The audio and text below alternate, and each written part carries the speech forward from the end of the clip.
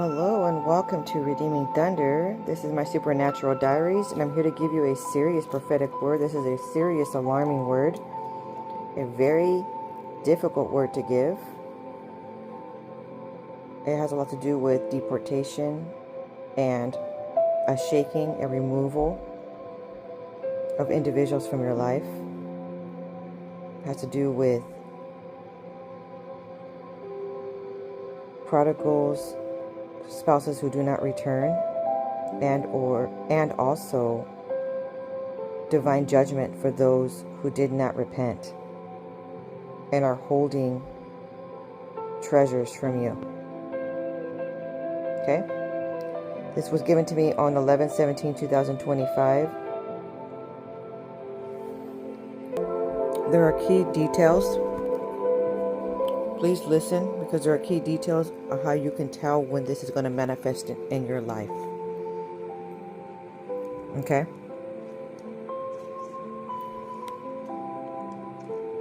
There is a spirit of revenge taking over the prodigal spouse. And that is how he will take himself out of the equation. The Most High has set a trap. And he will not be able to resist. And he will fall in that trap. Okay?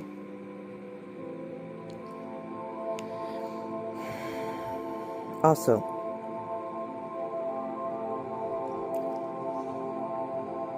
this is about the third dream. 2 of them I received, and 1 of it somebody else received, regarding the heart posture of revenge. And it seems like those 3 dreams, they cancel out each other. Both individuals are taken out of your life about the same time. And it's coming up soon. That's why I want you to know these details. Okay? So we're talking about Spirit of Pharaoh and King Amalek in your life.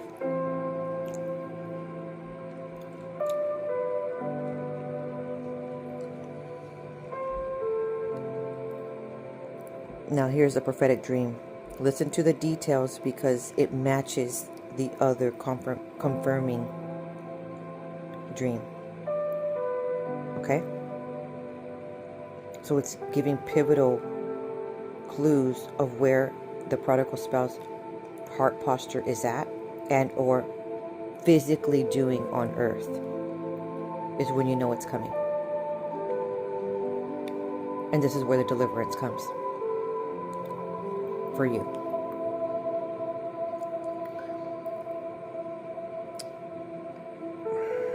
In the dream, the prodigal spouse, the counterfeit, okay, it could be a counterfeit and not your spouse, but someone that's not meant to be for you any longer, was speaking about a dinner party, a gala dinner party with his employment. And he said it was going to be held at a hotel. And he went to the meeting. I wanted to go with him to go see what this meeting was about. And I saw he was speaking to a group of people standing in a lobby area. I saw that they wore formal attire, and I heard the name Trump. And I heard Trump Hotel. And I saw the huge letter T on the building where he was having this meeting right before the dinner party. And I walked through the building and the hallway. The hallway was vast, very wide. And I passed through each hallway until I saw the letter T for the Trump Hotel, where the prodigal spouse had his job, gala dinner. The scene changed. I see somebody who is considered an enemy, who is considered someone who has stolen treasure, okay? Prodigal children, to be exact.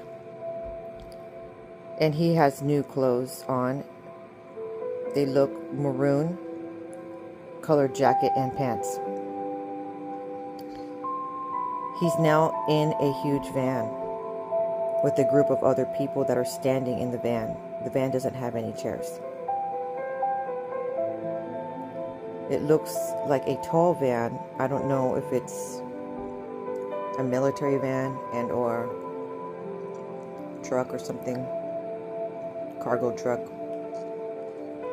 But all around looked metal, and there was no windows. There was one little window in the where the drivers, it looked like it had a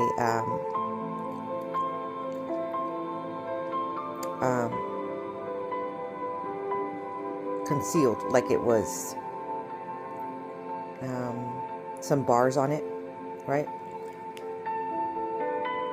I saw a woman, and she was eyeing him, and she was standing behind him. I was standing to the side, so like nobody could see me that I was in there. I was just observing what was going on. And I looked at him, and he looked very worried. He was looking straight ahead, and so I had the profile view of him. And I put my hand on his shoulder to try and send comfort. Okay? But he can't see me. I just was, I care about the individual, but not in a loving way, like I love him, but I care for him as a person. Okay? And I wished him safety. They unloaded all the people that were in the van or the truck, the cargo truck. And when he got off, he switched to his Levi's jeans and wool jacket. And he left the maroon jacket to the side, and he had helped to lift a tree out of the road with the other group of people in. There was a standstill. So he had put different clothes on to disguise himself, because everybody that was in the cargo van wore maroon, the same outfit, maroon pants and sweater, okay, like a hang sweater. And I could tell that they were individuals of ethnicity, and they were individuals who were getting deported from the country. Okay? And he and the group, there was a group of other people who were workers. Those who were about, I would say agents, were removing the tree that was stuck in the middle of the road.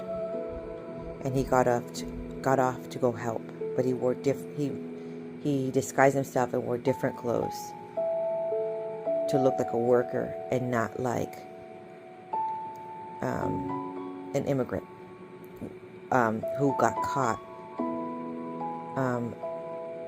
who got I guess you could say arrested, and now wearing the other outfits of the rest of them that were in the cargo van, right? So the scene changed again after that standstill. Now, prodigal spouse is in the car, current car that we have. And there's some other agents that were in the back seat. And he was the one driving. And he was on assignment with a new job.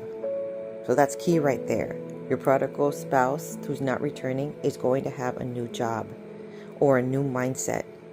And I'm not necessarily saying it's positive. Okay?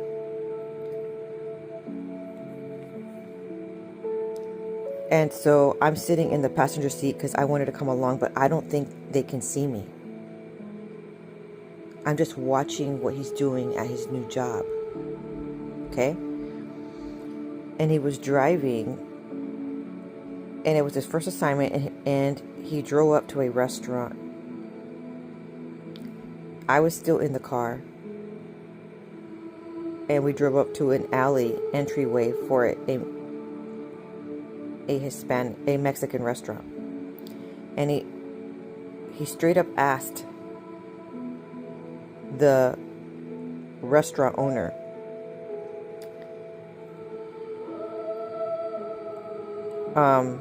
where are they? I'm here to pick them up. And so the owner had to oblige. And he told him where he could conduct a direct pickup raid in the back of the restaurant. And so he got back in the car, still not acknowledging me. So that's why I realized he can't see me. And he drives along the back of the restaurant where the kitchen door, the kitchen dishwashing station was at. The door was opened. And I saw him get out of the car, and he was an ICE agent. So were the ones that were in the back of the car, and I woke up. And after the dream, I had woken up, and I was wanting more details of the dream to help me remember the rest of the dream.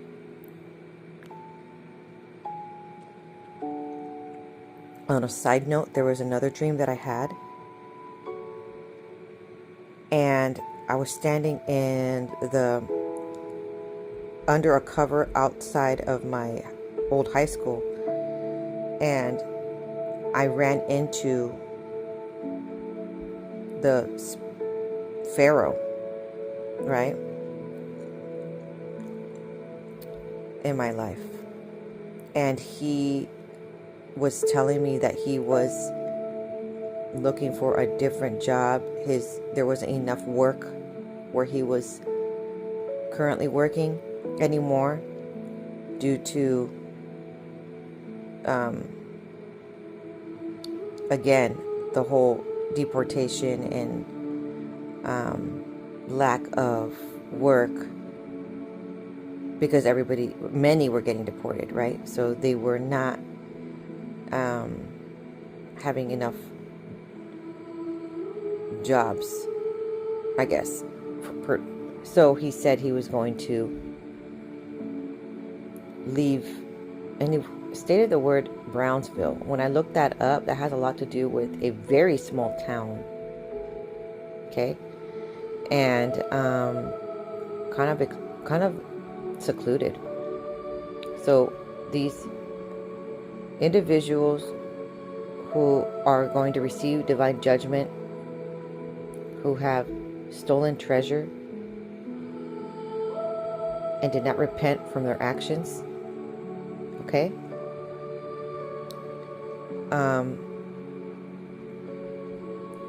at the timely manner that they were supposed to, return to you your prodigal children, okay, and or treasure that you have, something that is of yours that did not repent, okay.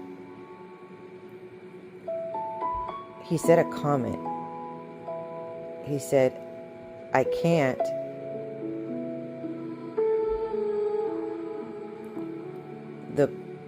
the prodigal spouse said, I can't take him, I can't report his whereabouts, because when he goes, I go.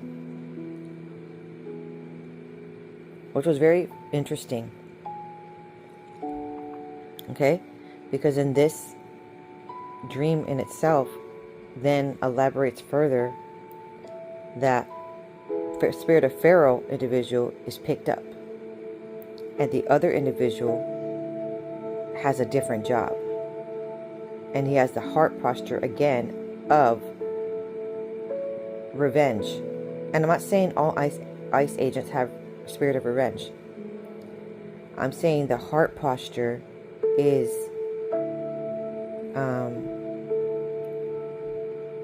what's it called?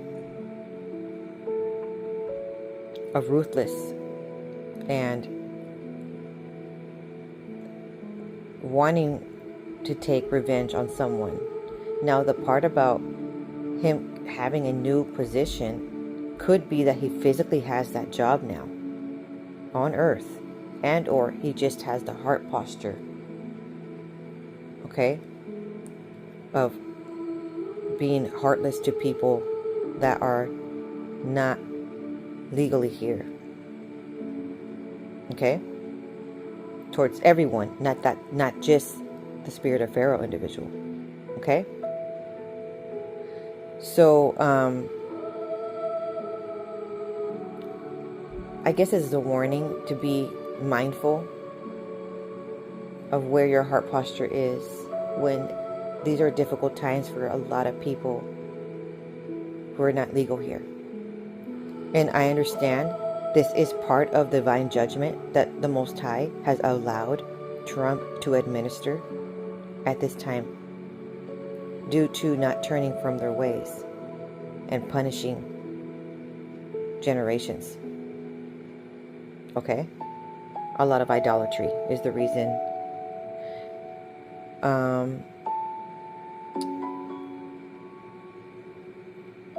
But these are little key points of when you see that, when you see heartlessness towards people that look of color and assume that they're illegal, and your words come out of your mouth as if they are lower than scum, be careful where your heart posture is at. Okay? And the thing is, for certain individuals, for King Amaleks in this land, who are, a lot of them are prodigal spouses, they do get promoted to a new job. Okay? And they do get triumphant, where at first the Most High removes the enemy out of their lives. That is confirming word. Okay? But then the heart of Amalek gets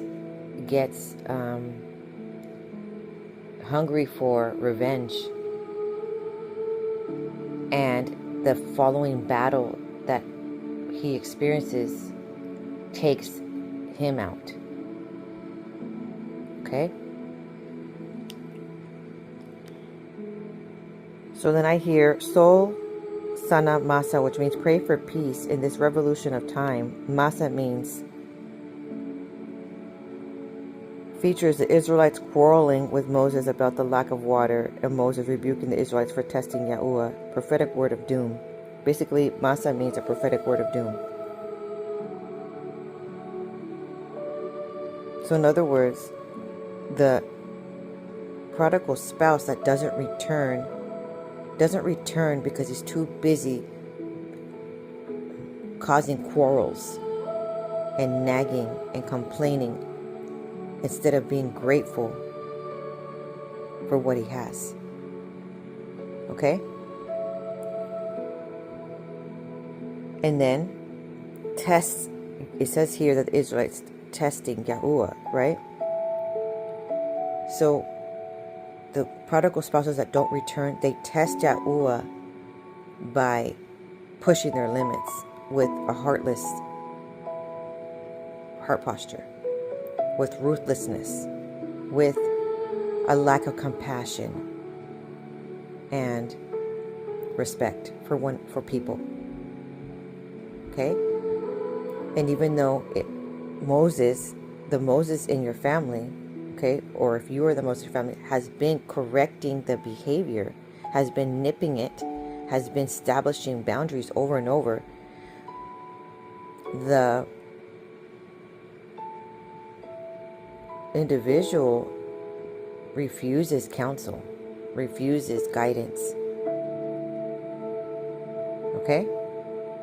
That's another clue where the heart posture is not just revenge, but it's also quarrelsome, causes arguments for any little thing, dysregulates other people's nervous system, walks around dysregulated all the time, irate, negative, and heartless to immigrants. That's another key, right? Key detail.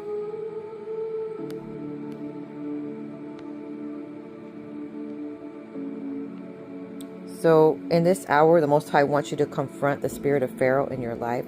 And he wants you to say, let my people go. So if it's your prodigal children, you need to say, let my children go.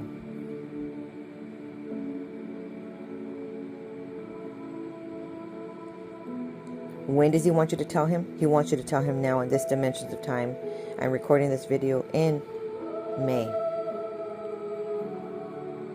Okay?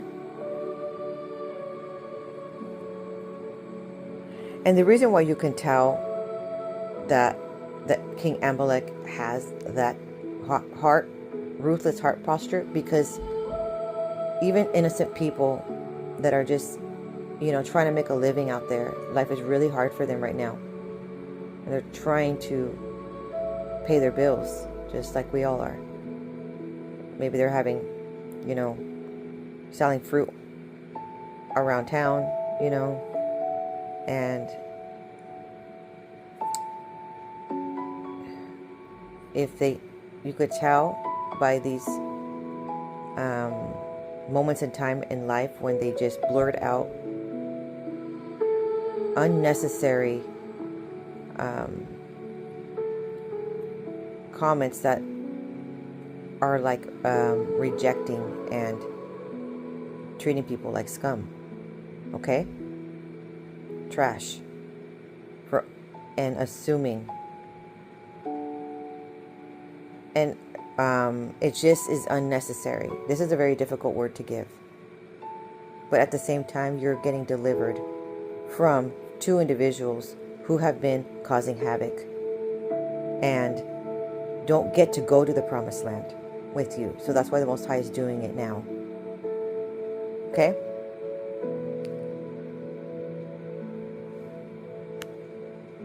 So basically you say, let my people go, and the Most High will not give you plagues.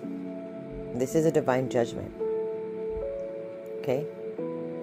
So, in other words, if you let them go, the ICE agent will not come to your door or come to you wherever you are and capture you. Okay? But of course you can't say that because it sounds threatening, right? So you're going to say, there will be grace if you let them go. But the thing is,